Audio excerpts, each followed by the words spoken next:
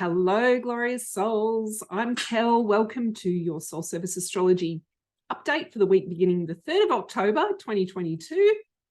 If we haven't met, I'm Kel. I'm a 13-sign sidereal astrologer. So the astrology that I'm going to present to you here today, if you listen to other Western tropical astrology, will sound different because I put the planets in reference to the constellations that you can actually see in the sky. So what does that really mean? What that really means is that I'm talking to you about astrology backed up by astronomy.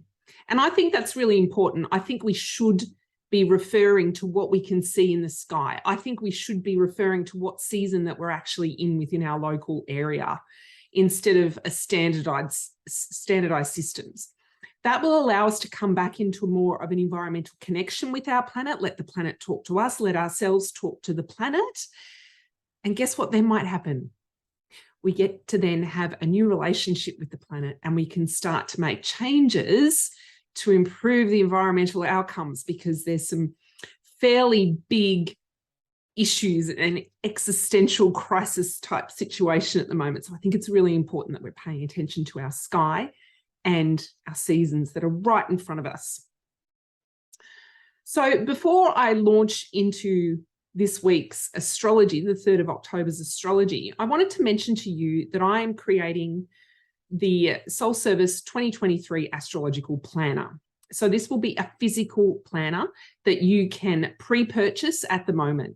This planner will be mapped using all 13 sign sidereal astrology. As far as I'm aware, it's the only planner on the market in 2023 that will do that. It will be led by the solar seasons and the moons. It's going to be quite different. Yes, there is a weekly scheduling page, 2 pages to schedule. And then after that, there'll be 2 pages of blank for you to get creative, to journal. And then rather than it being divided by the standard months, it's going to be divided by the new moons, the full moons, and the solar seasons. And I think that will help us or daily, weekly, monthly, seasonally connect with the moon phase and connect with the most significant astrological energetic aspect. Now, the planner will also be designed to teach you how to start to tap into the energies of those aspects. So there'll be information at the front of the planner that will help you bring together the archetypal energy of that astrological aspect. So please, if you would like to support the creation of this planner, it goes directly to my graphic designer and the printing of it. The link is below, or soulserviceastrology.com to pre-purchase and help me bring this planner to the world. I would like to bring it to the world every single year. All right, let's get into this week's astrology. So Monday, the 3rd of October, Mercury goes direct. Mercury's in Virgo. It got back to 1 degree Virgo. And I certainly hope that over the past 3 weeks, you've had some time to notice, rather than perhaps filling your to-do list, you've perhaps gone a little bit slower. Now, if you haven't, and this is news to you now, well, now is the opportunity because you're going to go back over the degrees that Mercury slid backwards. So you could actually do that now for the next 3 weeks, if you like. If you need to, you're like, oh my God, yes, I do really feel like a break now. Then have that break now, right? There's no rules with Mercury retrograde. And same with Soul Service Astrology. We get to break the rules. We get to question the rules. We get to complicate the standardized Western system of astrology and make it more ecological, make it more rooted in our life, right? Now, if you did have a break, a rest, and you didn't start any new things during Mercury retrograde, but some ideas came to you, perhaps you consolidated some more as to where your service in relation to yourself first, perhaps around your health and wellness, wellness in the mind, and perhaps also where you might need to do some teaching and or learning in relation to your service, work, career. So now as Mercury starts moving forward, it's going to go back over the degrees it's retrograded on. So I would suggest, so that you can integrate any changes that you would like to keep over Mercury retrograde rather than having work really hard, like having these burnout, crash and burn cycles during Mercury retrograde. We don't want that, right? Start to implement the changes slowly.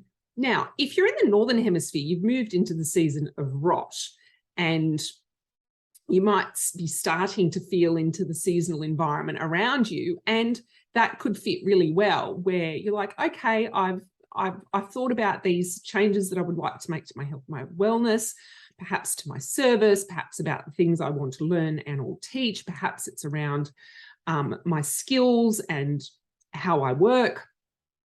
But you know what? The season is sort of influencing me a little bit at the moment. So you're allowed to go slower, right? A shadow side of Virgo energy can be doing too much, can be saying yes too much, can be martyring themselves in the name of systematic or systemic efficiency and productivity. For us to start to break the system that we're in, we need to realize that we are ecological beings within an environment. And if we're feeling influenced by the environment that we're in, shadow or light, we're allowed to feel into it and adjust ourselves. And I think that that's what I'm encouraging you to do now over the next 3-week period. Notice how you feel, notice the season that you're in, and notice how much more you want to do. Now, in the Southern Hemisphere, we're in the grow season. So you might feel like, I really want to grow. Go with it, right? But if you don't, again, small steps count. As someone who has 5 celestial points in Virgo, I have had to constantly tell myself over the last 7 years that small steps count, and you can make changes, right? And then the small steps still count. All right, so that's Monday, the 3rd of October. Tuesday, the 4th of October, the celestial aspect I'd like to talk to you about is the first quarter moon, and it's in Sagittarius. Now, a first quarter moon has the archetype of the student. So I just spoke to you about Mercury. Mercury can have the archetype, 2 different archetypes, right? Polarities between the student and the teacher. I remember when I was doing my yoga teacher training, my teacher said to me, he said, one of the best ways for you to learn is to teach. So interestingly enough, Sagittarius, rather than being the teacher, has this vibe of mentor.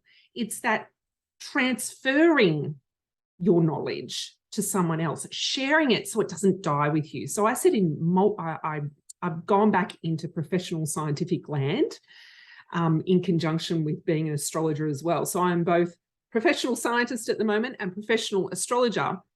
And part of the joy I find in the work that I'm doing as a scientist is that I'm working with younger scientists and I get to transfer my knowledge. And I love that, right? And that means then that you're showing someone the joy of what it is that you're doing, and that perhaps you can spark joy in them. You're also transferring that information onwards so it doesn't die with you. And I actually said that in an interview recently. I said, I don't want to die with all this information inside of me. I want it to be out of me and in the world. And then it can continue to live on, and whoever's lived on. It doesn't need to come back to me. Energy doesn't stand still, and information is energy, knowledge is energy. So that's kind of how you can feel into Tuesday with the first quarter moon. Where do I want to be the teacher and the mentor? And how can that support my learning with the things that I want to learn? On Wednesday, the 5th of October, Neptune retrograde in Pisces is opposite Mercury in Virgo. Okay, so I think I've spoken about this aspect the last couple of weeks because Neptune's going retrograde, and of course Mercury was going retrograde. So Neptune in Pisces really is a call for us to observe our mystical intelligence. Let's dive a little bit deeper into that. I want you to understand what I'm talking about when I say your mystical intelligence. Your mystical intelligence is you, all of you, your gross senses and your subtle senses, the energetic you and the physical you. So we have the body. The body receives information. The body is information. The mind receives information. The mind is information. Your nervous system and your emotional intelligence are received through the body. So your gross 5 senses in the body with the mind, your nervous system is also receiving information. Your feelings and emotions, your emotional intelligence is also feeding you information about your environment and about your internal state. So it's that beautiful infinity symbol I see where it's like we're feeding to our environment is feeding to us, and it's this beautiful loop. So we get to be conscious on all these levels if you so desire it. And then as we keep connecting into our intelligences, we have that environmental intelligence, which I just spoke about, connected to our nervous system and our emotions and our body and our mind. And then, of course, as we keep expanding outwards, we have this connection to consciousness. And consciousness is that quantum connection between everything that is. And then you receive that through your subtle senses of feeling, perhaps seeing things in your dreams, perhaps a knowing comes over you. So what I'm talking about is your intuitive intelligence. So that's our mystical intelligence. And for the weeks that I've been, if you've been playing along with me, if not, it's okay, you're learning it all here now.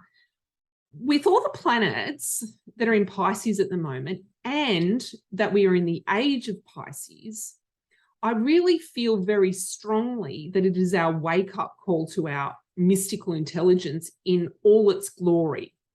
So it's connecting in with not just the gross senses and privileging them, but also being aware and using our subtle senses, because they're there all the time for us to connect into. And then we start finding that there's a much more fluid and dynamic harmony with our physical reality. Now, this oppositional energy is here to challenge us. It's here for us to acknowledge and raise our consciousness towards the parts of our mystical intelligence that maybe we need to lean into a little bit deeply. Maybe you need to go and explore a little bit more deeply. And now with Mercury, it might be the mind.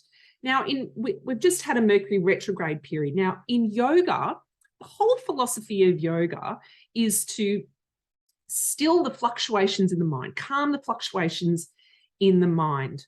Yoga, chitta, vritti, nirodha, so that we come into a state of flow towards the last limb of yoga, which is samadhi, and that is enlightenment. And that is the sole purpose of yoga, right? Is that calming of the fluctuations of the mind. Once we calm the fluctuations of the mind, we start to receive information. We're connected to everything that there is. We don't long, we don't suffer, we don't want. And so with this Mercury retrograde period, did you find the gaps between the thoughts? Did you find the space and the stillness that you needed in the mind to be able to expand into your mystical intelligence at whatever level you're ready to access it at? And in particular, starting to realize that it's not just my gross senses that are receiving information here. So really, that's what all this Pisces oppositional energy is about. You can also see that Chiron is opposite the sun there. So it presents you an opportunity to connect more deeply in with your mystical intelligence and to calm the mind down so that we can receive the subtle intelligences, because as a Western society, we have privileged the gross senses over the subtle, and we get to be both. So that's Tuesday the 5th. And of course, it hangs around for a while because Mercury moves slowly. Neptune takes Neptune moves slowly. My mind is moving a million miles an hour faster than my mouth. Neptune takes 165 years to move around the solar system. So Thursday and Friday, so the 6th and the 7th of October. So let's see, we've got the 6th and the 7th of October. We have Pluto trine Mercury. So there's a lot of Mercury energy this week. So I'm connecting in with that vibe. The mind's going to start moving forward now. We're tapping more into our mystical intelligence. We're slowly taking steps towards the things that we're desiring in our health, our wellness, our mental health included, our work, perhaps our business, how we learn and teach. Now, with Pluto, which is retrograde, trine Mercury, Pluto brings an opportunity of destructive energy. And I know with everything I've just said that sounds counterintuitive. However, with trine, with the opportunity that a trine presents, is that it's easy to break down unconscious biases for us to step more deeply into our mystical intelligence. It is easier for us to let go of beliefs that we are mystically intelligent, that we have spiritual sight, that we are intuitive, that our subtle senses are just as important as our gross senses. And we also get to smash the belief that we're not good enough, because one of the shadow beliefs that can come up with Virgo is that they're never, ever good enough, that they've got to constantly be doing and learning and serving and giving for them to be good enough. So this energy suggests it's easy for you to let go of that kind of BS belief that you're not good enough. So that's going to hang around for the rest of the week as well. And that's around on the 7th. And then on the 8th, look at that, we've got Pluto stationing direct. Just after Mercury has also stationed direct. So now as the destructive energy, the liberating destructive energy can start moving forward again, there's going to be a whole new set of unconscious beliefs perhaps bubble up to the surface for you to liberate. Now, these aren't like something that Mercury retrograde can bring up. These can be much slower things. These can also be much deeper things in your subconscious. So if you do need to do shadow work, it's actually well supported. Diving into your subconscious basement, it's actually well supported at the moment with this trine energy. So find the appropriate practitioner to support you to do that if you don't know how to do it yourself. Also, what's happening on, oh yes, what's happening on the weekend? 8th, 9th. Yes, there it is.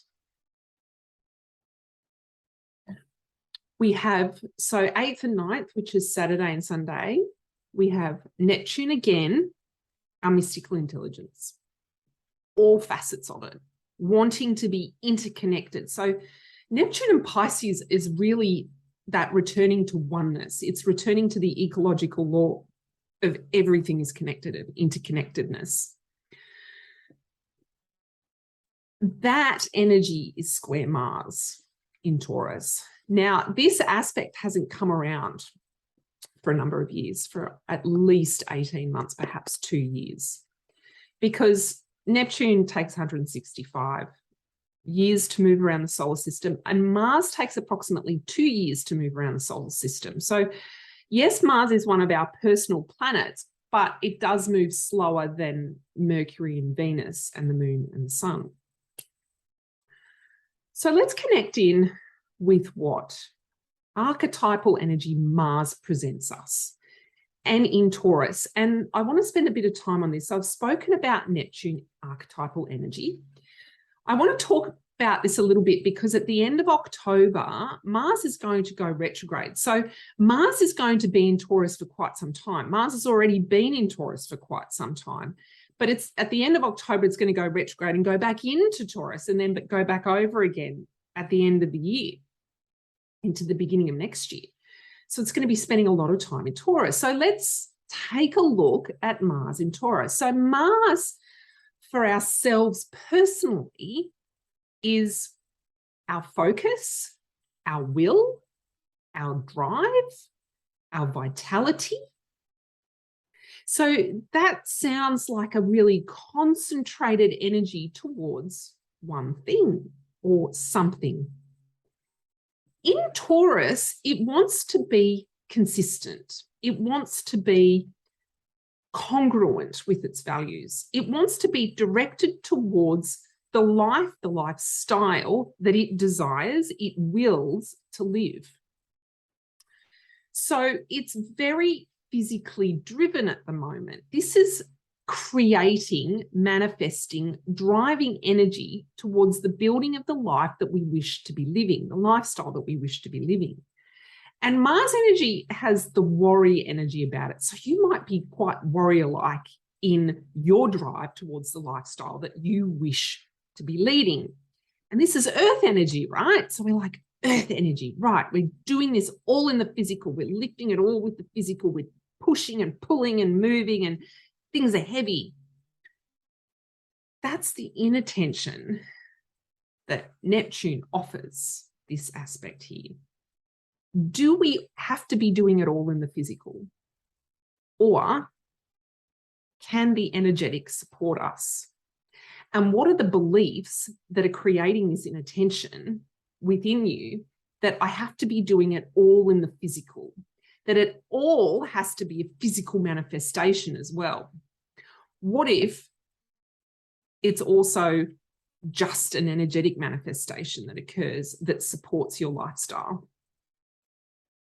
So there's some inner tension here between your physical lifestyle and your spiritual lifestyle. I can't tell you what that is. What I would encourage you to do on the weekend, the 8th and the 9th, is to feel with your subtle senses what is going on for you in relation to any inner tensions you're feeling in relation to the lifestyle that you desire to lead and how that fits in with your spiritual and mystical intelligence and your spiritual and mystical lifestyle, because remembering that we come back to that interconnectedness, that we are both. And that's what this aspect is challenging us to do, is that reintegration with the physical and the spiritual, the reintegration with the physical and the energetic. Because for so long in the Western, and I'm talking just from my Western experience, of course, is that we have separated ourselves out from the environment. We've separated ourselves out from our spirituality and our mysticism, and we get to reintegrate that now. And astrology is a tool that helps you do that. So that is the astrology for the 3rd of October. As I made mention at the beginning, please support the Soul Service 2023 Astrological Planner. Your money will be going all to my designer and the printing to get it out to you amazing people, so that we have a physical tool that we can track the moon and the key aspects all connected in with the seasons, so that you can plan what feels good for you and weaving in your creativity as well. So soulserviceastrology.com, and all the details are there for you to read about. I will see you next week. Have a glorious week. Bye.